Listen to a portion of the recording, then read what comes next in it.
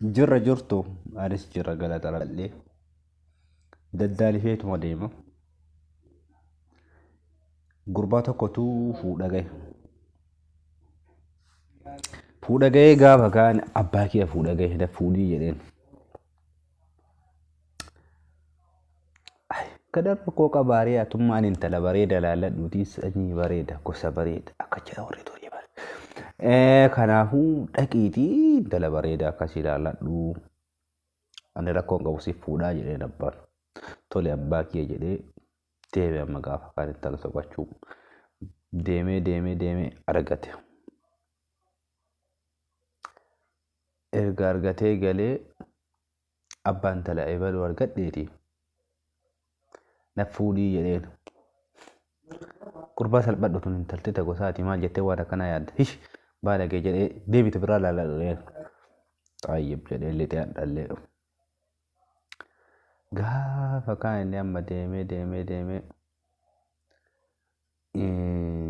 tabiraa argadhee jedheen. Amma tabiraa argadhe jedheen. Abbaa argadhe amma tanallee na fuudhii. Tami intala eebaluu.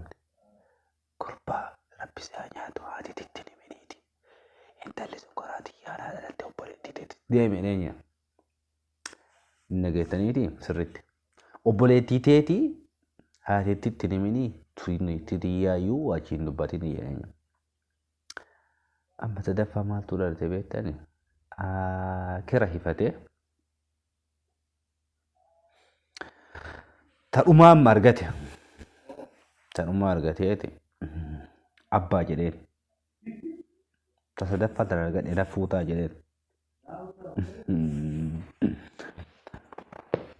Eesi fuudhaa rakkoon qabuu jenna. Eenyuun argattee jennaan akka hootiyyaa jedheen. Akka hootii? Haadha tiyya moo jedheen.